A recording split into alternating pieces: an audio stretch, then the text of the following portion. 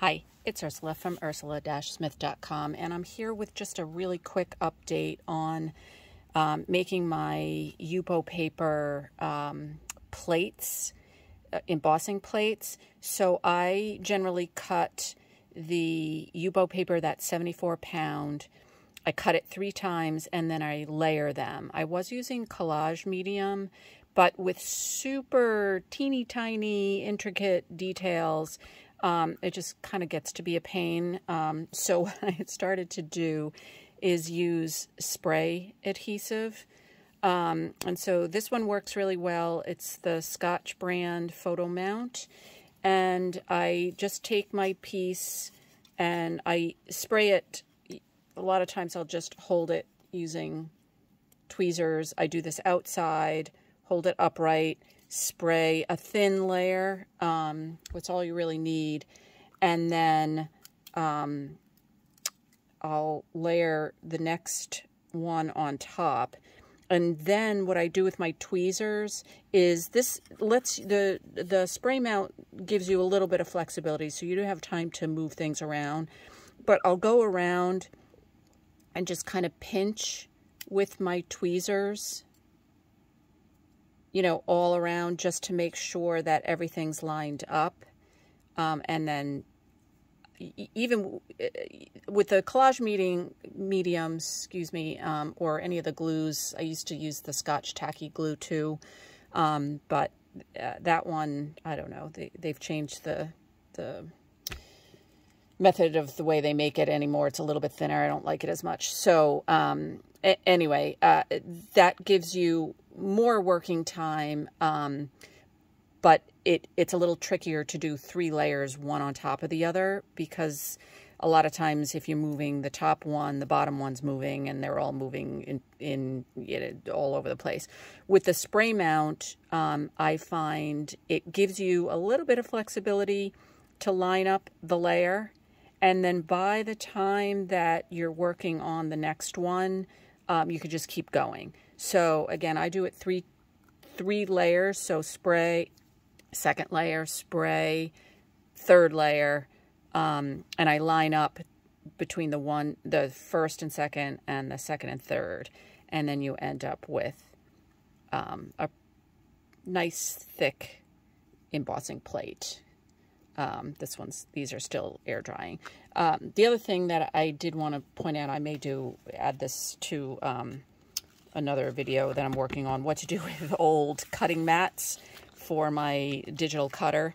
So they're a little bit sturdy, and so what I do is I just stick a piece of non-stick silicone, I don't know whether it's a cookie sheet or whatever it is, I just get it on Amazon, but it pretty much, you know, sticky stuff peels off, you can wipe off glue, so I kind of use these as like drying plates. I will warn you, do not put your cutouts and spray this way, because especially if you leave it, it will fill in more, you know, all the little indent or cutouts, especially if they're teeny tiny. So if you spray this way, you know, straight up, it's better. You can put this down onto the mat if you've got some stuff in between, and usually if you just kind of tap it, the mat will pull off the stuff that's in between pretty well. You can do that with paint and molding paste. A lot of times with my single cutouts, I use pastes, and just kind of tapping it on the mat will pull out some of the stuff that's left over. So anyway, hopefully that all makes sense, but that is my new method of making my embossing plates from Yupo, 74 pound. Thanks for joining me. See you next time. So I just had 2 more tips. So sometimes, but not always, I will do what I'm doing here, and I'll put some heavy jars on top of my Yupo paper cutouts. The plastic jars shouldn't stick, but just in case, I just use another piece of that silicone mat to cover so it won't stick. And then most important, I let these dry overnight. Give it a full day, because even with the spray glue, I'm just not sure. They could shift as if you're rolling it through the Big Shot to emboss with. Definitely with a collage medium, it will eke out the sides and just make a huge mess, and then everything will move and it'll just not be very good. So let them dry at least a day.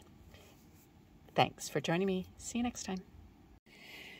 Okay, so I'm adding a new section to this video. I went to edit it. I think I've mentioned this in various places. The way that I work, you just try different things, and I tend to video as I'm going along, and then I dump it all onto my computer and I may get back to it. I may not. It may take me years to get back to editing the video and putting it out on YouTube.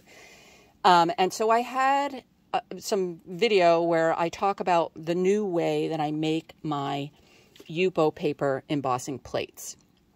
And so that's the beginning of this video where I talked about, how I glue it and all of that. But when I was editing it, I was looking for, where do I actually talk about using these plates? And I mean, I have some footage where it's kind of like, oh, I'm doing this particular idea or this particular project, or even maybe just a small tip, and I show myself doing it, but I never really talk about, this is the setup and this is the process. So I'm adding this on, 2 years later, to talk about these Yupo paper embossing plates. So I have mentioned a million times, I love the Yupo paper because it cuts fabulous. And for this particular instance, either making stencils or making embossing plates, it works great. The beginning of the video, I talked about gluing multiple layers together just because I feel like that gives a much deeper embossing image. You may or may not need to do that, but that's my process. So in this footage, I'm going to talk about actually using these things. So first thing I want to mention is your paper. So I don't know if you can see, there is a little bit of a ridge. This is made, particularly in my instance, I use a die cut machine. It's a different one than the Sizzix. It's a AccuCut, so it's a bigger machine. It's the wood rule dies, so you can cut way more pieces of paper. Generally, I only cut 2 to 3 because I don't love the ridge that is left behind when you cut multiple sheets of paper. And up to about 3, you can get away with it, at least on the front. On the back, again, this one is a little bit bigger and deeper because I cut 5 or 6. And so to me, I would consider this the back. Some people might like that ridge because it kind of almost acts like a frame. Up to you. But the whole point of this discussion is there can be a front and a back to your paper. So we want to emboss from the back to the front.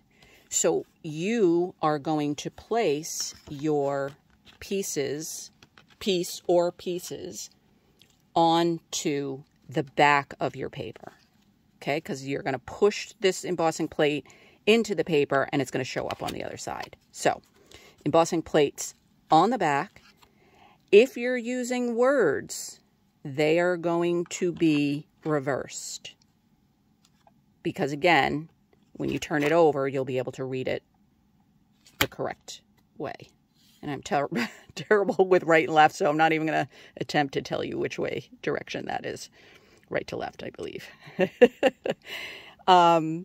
So generally, when I demo using my different plates and stencils and stuff, the way that I do it is I use, now this is on the Sizzix. It may be different if you have a different machine, so you're going to have to figure out, unfortunately, the sandwich yourself. But I generally do tab 1 down, And then I put a cutting mat, and it can be a Sizzix cutting mat. It can be an AccuCut, which is typically what there's a magic mat, whatever you use. And then the way that I typically do it is I flip this over, and this is kind of the way they've, you know, the machines have told you to do it. Flip it down, turn it over, and then cover with, and there's just ink on my embossing rubber.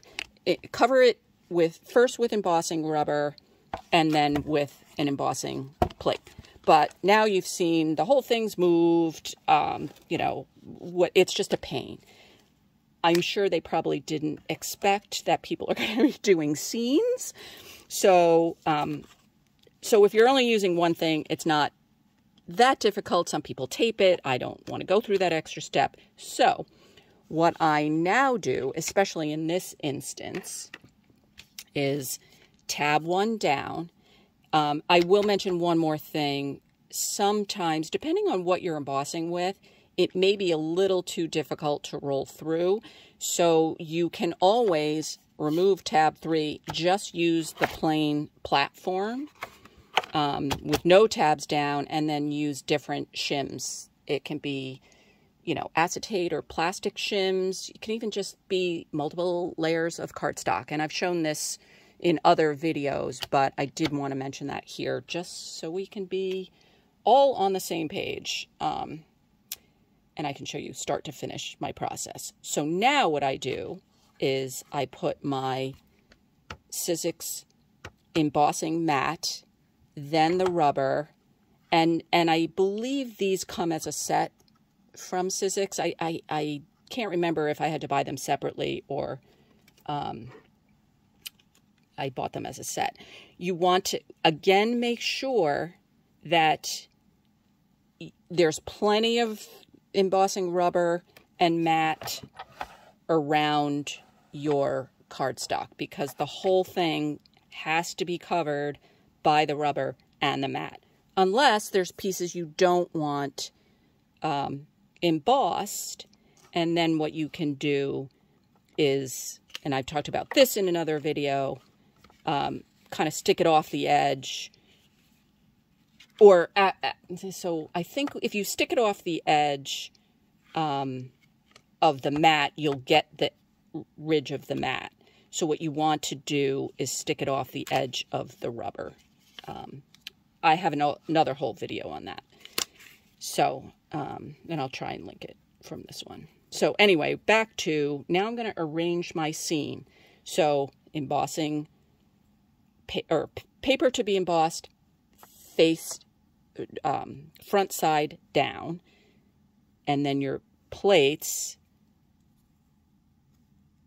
in reverse order. So your words are reversed. This one doesn't matter because it's symmetrical, but if you had something that was asymmetrical or you wanted it, you know, a different way, then the whole thing would shift and be reversed. And then, and if you want to spray with water, you can.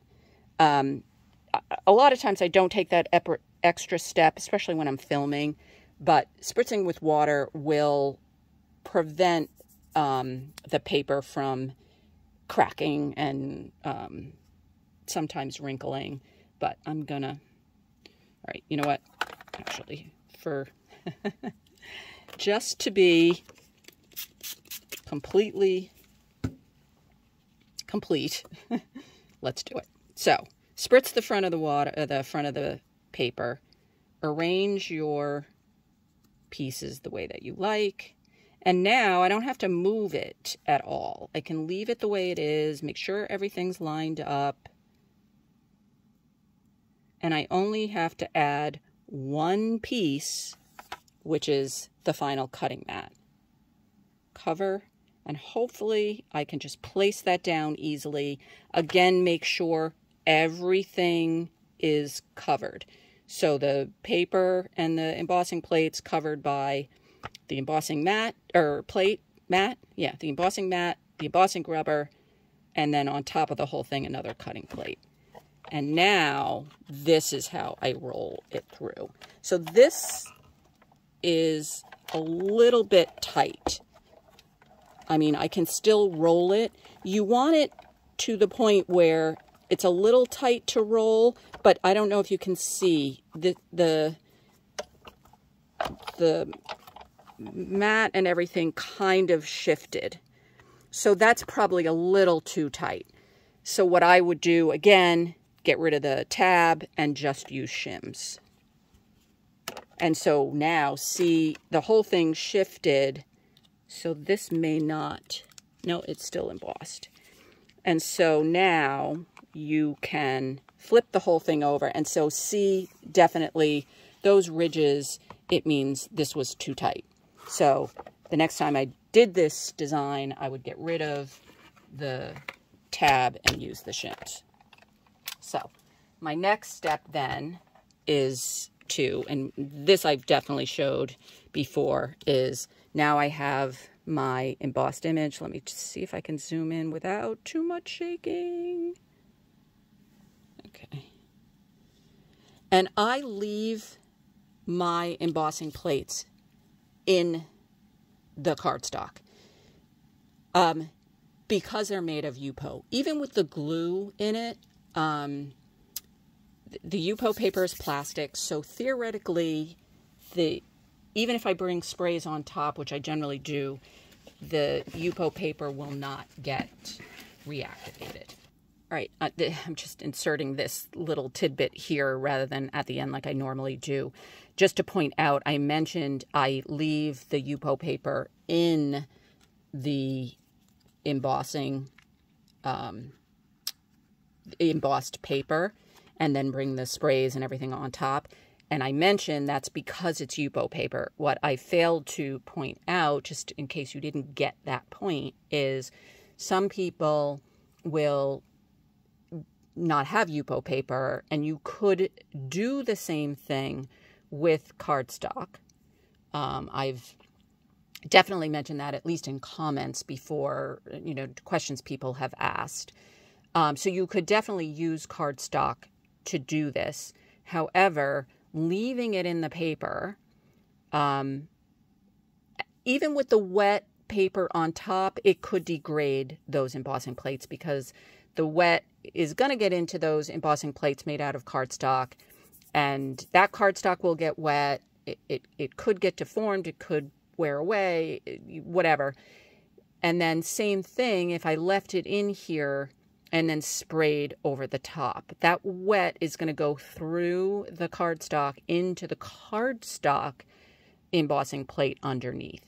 So I probably, with a cardstock cutout or embossing plate, probably wouldn't leave. I mean, whatever. You could make another one. It's not that big a deal, but if it's very, very intricate, I probably wouldn't want to line up the embossing plates to do the multiple layers again.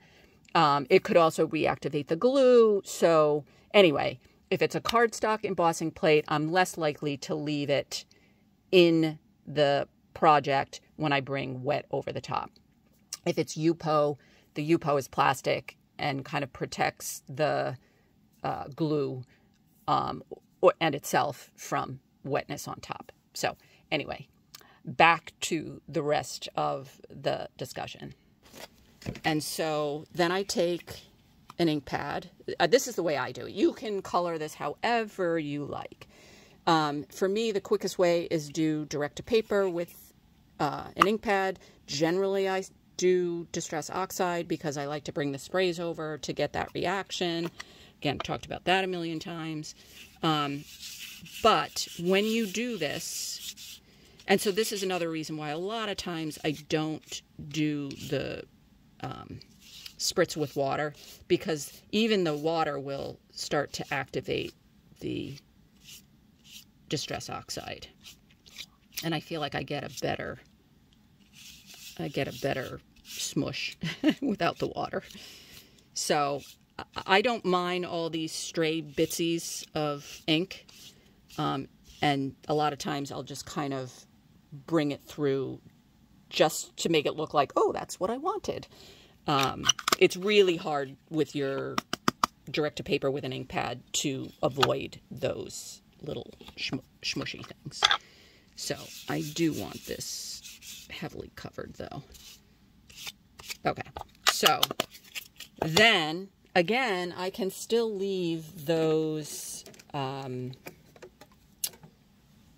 embossing plates in there. And then I come through, I spray with whatever colors I want. Hopefully these are filled,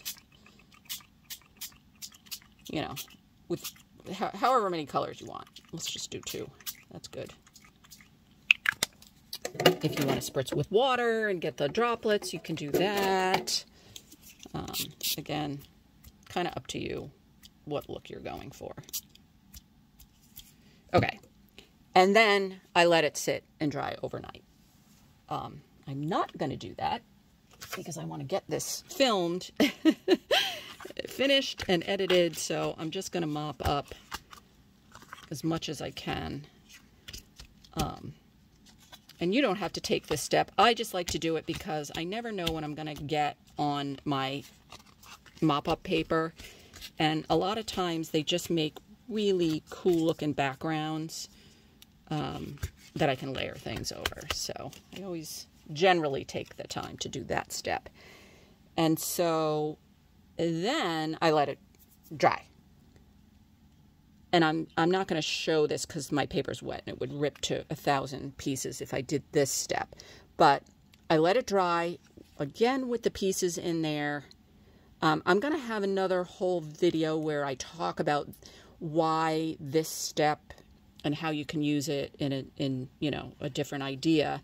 But I leave this in there so that just in case, sometimes when you bring wet over the top, you can lose the crispness of that embossing. Leaving the embossing plates in there to dry overnight can help prevent that, but not always. And sometimes they fall out, and then when the paper's wet, it's hard to realign the embossing plates back in. So whatever, you may not be able to leave this to dry with those in. But when it's all dry, typically there's enough of the embossing impression on the front, or more importantly, depression on the back, that you can just line up the embossing plates again and roll it through. And again, I have another whole video where I talk about doing that, so I just wanted to talk you through it in this case. And I'll try to remember to link to that video when I get around to finally editing that one, so that this kind of whole process is complete. But this is actually now the way that, and see, I just moved it, the way that I use these embossing plates. All in one video, so you don't have to go searching through hours of footage to find me actually using these plates. So thanks for sitting through this update on using Yupo paper embossing plates. Thanks for joining me, and we'll see you next time.